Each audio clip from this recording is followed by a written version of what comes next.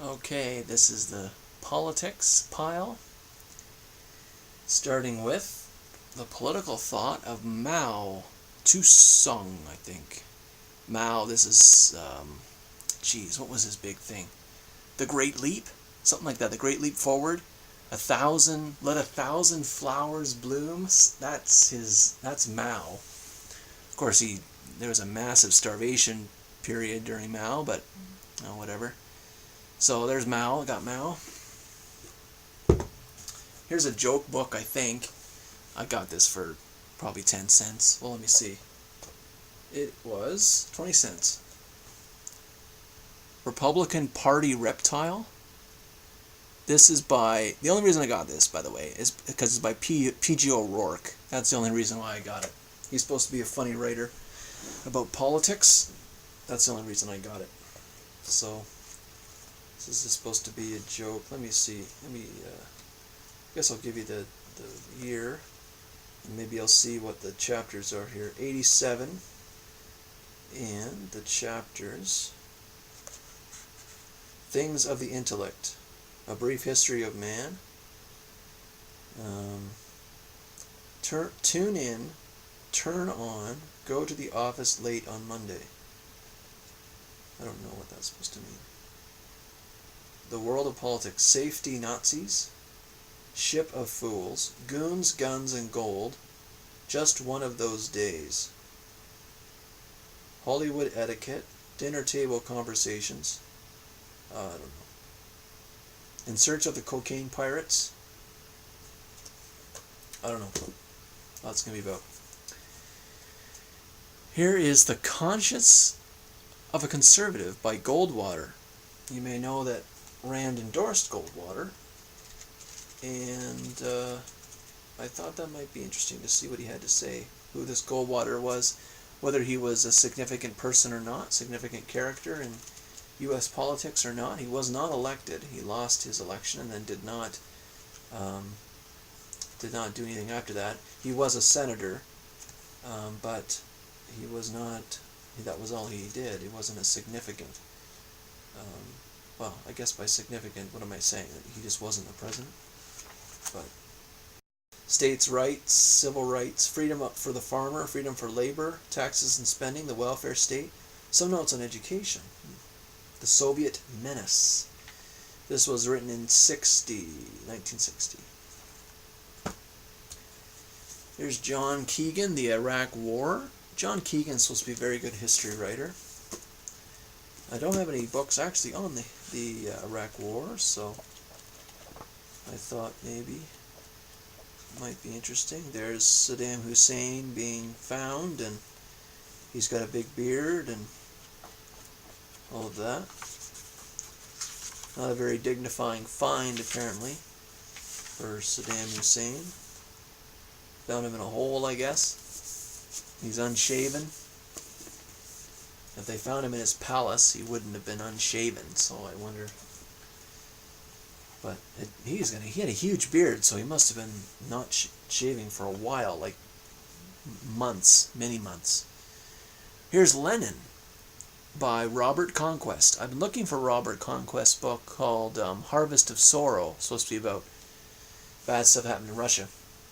But here's a book on Lenin, so that'll be good to have. Lenin, I guess, was the less insane and murderous of the Russian tag team of Lenin and Stalin. So, okay, here is the Revolution, a Manifesto by Ron Paul. $2. $2, I'll have it.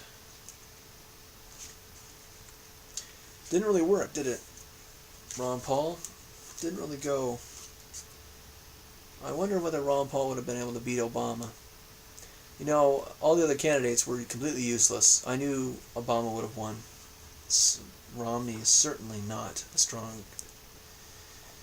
Strangely enough, though, there was a 50-50 split in the popular vote. Even if a dog was running for Republican, you'd still get 50% of the popular vote. You know, I don't know what to say about that. That's just ridiculous. But Yeah, I don't know what would have happened if Ron Paul. Um, I don't know what would have happened if he got the nomination. That would have been a very significant period of history, though. Would have been fascinating. All right, here's a strange one. From Hope to Harris, the reshaping of Ontario's schools. That's the province I live in Canada. Mike Harris was a premier of Ontario and crunched down on a lot of education spending, especially the teachers' union. And so, of course, academia has nothing good to say about Mike Harris. This was written by a professor in the University of Toronto. I assume he is in the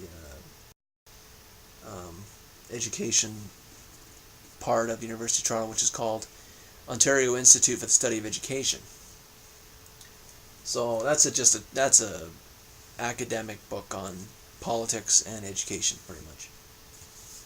So here's the Israel Lobby and U.S. Foreign Policy.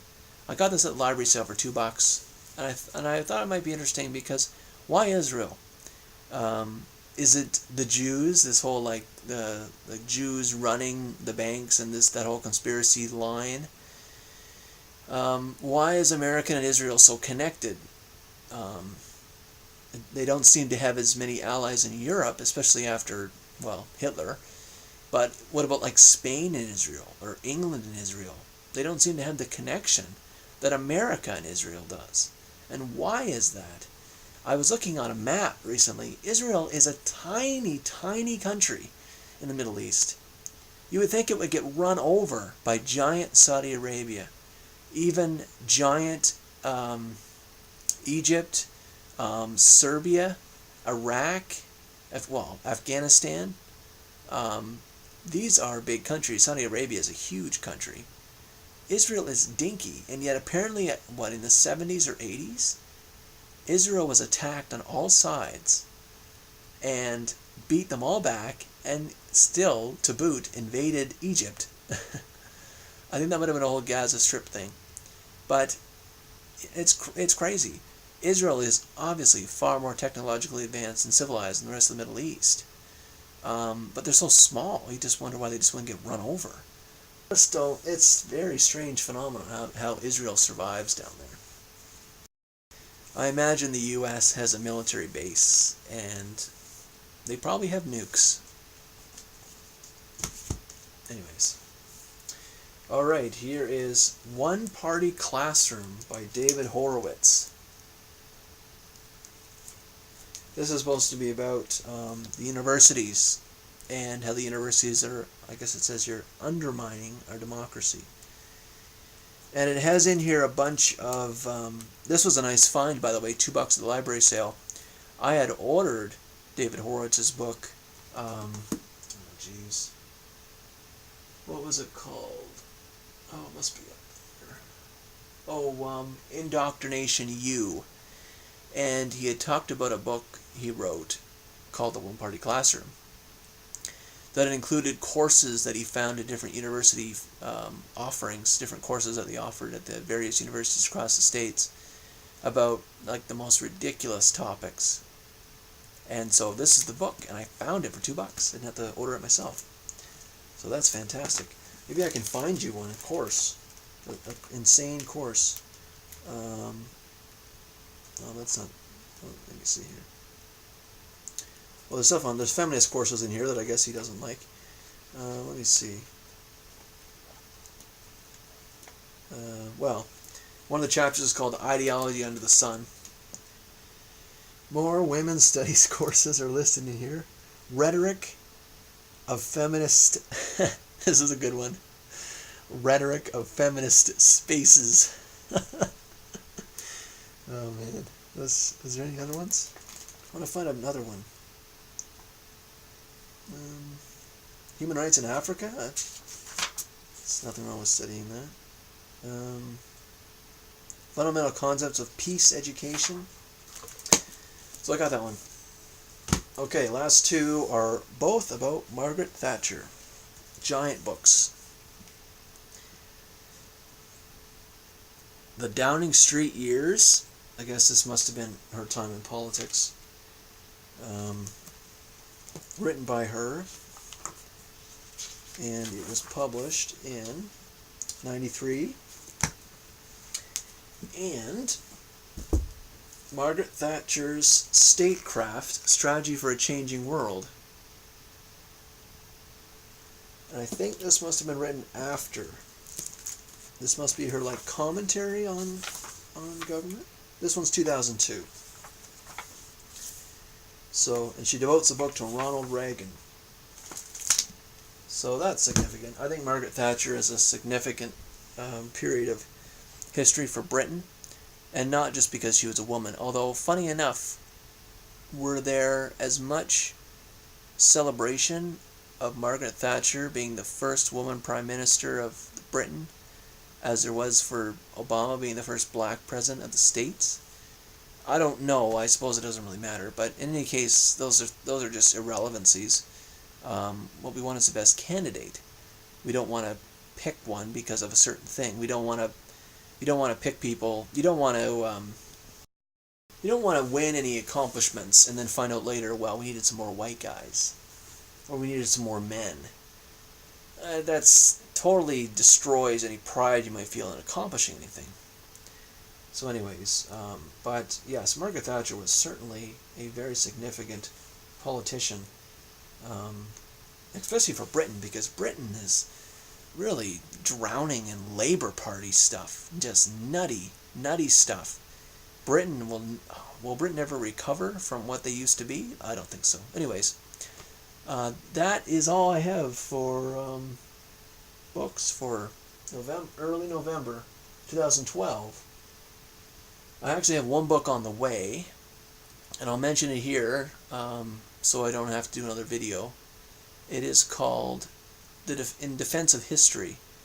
I don't know what the author's name is. Maybe I'll just leave it on my floor and I'll do another video some other day about it. But anyways, I ordered it because it's about talking about history. It's another thing about postmodernism and history. Destroying postmodernism sees history as merely Western power changing the story so it's on their side and all that stuff. They discount history as having any objectivity, and so there's some pushback, of course, like everything. But that's what that book's about, so I ordered that one because I thought it might be interesting. Alright, that's it for new books. Oh, please leave comments if you have read any of them, and if you recommend them. Any comments about anything I've said that is inaccurate or you agree with or whatever. Any recommendations for other books I should have or contrary points of view or whatever. Just let me know.